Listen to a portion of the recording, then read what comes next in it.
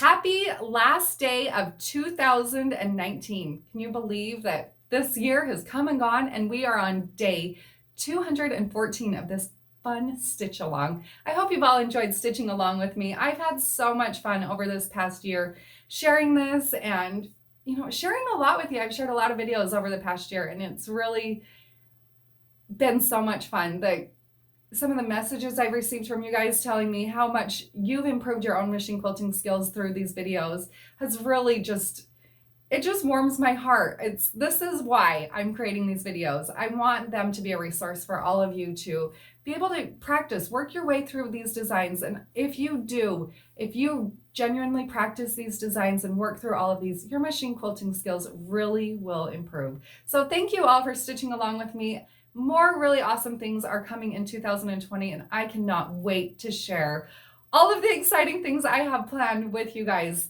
Just stay tuned. Keep coming back. Make sure you subscribe to this channel because I've got a lot to share, including my brand new class, which starts tomorrow. Let's Stitch Scallop Borders. It's on sale. Today is the last day of the sale for just $35. So if you haven't registered yet, there's still time. Jump over to the website, sign up. And tomorrow you get to start stitching those scallop border designs. So let's get stitching.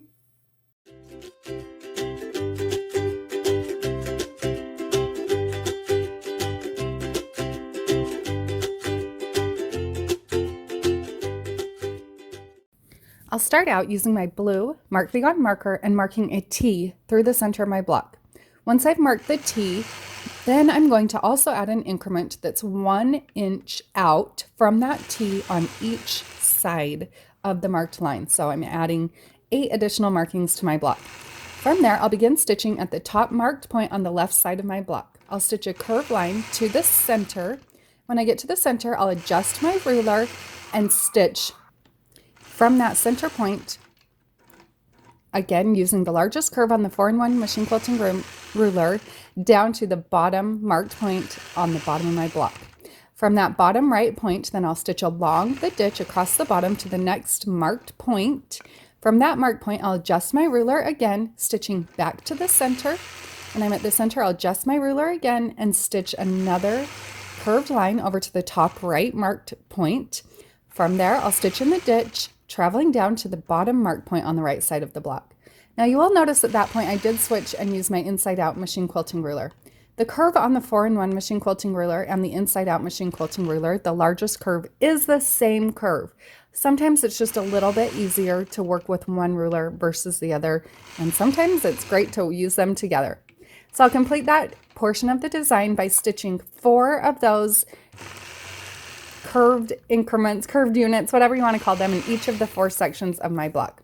Once I get back to the left side of the block, now I'm going to go through and add an inside echo using the inside out machine quilting ruler. So I stitched lining up the curve on the outside of the ruler so that it's right on top of my previous stitch line. From there, I'll stitch a curve up to the center marked point, adjust my ruler, and stitch back down to the bottom.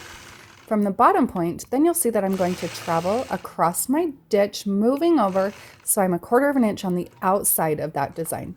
When I get to that point, then I'm going to add an echo stitch to the outside, stitching up and then over to the top marked point, the top side of the block, where I'll repeat that same process. So traveling over, stitching an inside echo, and then adding an echo on the outside to travel over to the opposite side of the block. I'll repeat that process on all 4 sides of the block, then finish off this design by stitching in the ditch all the way around the outside of it.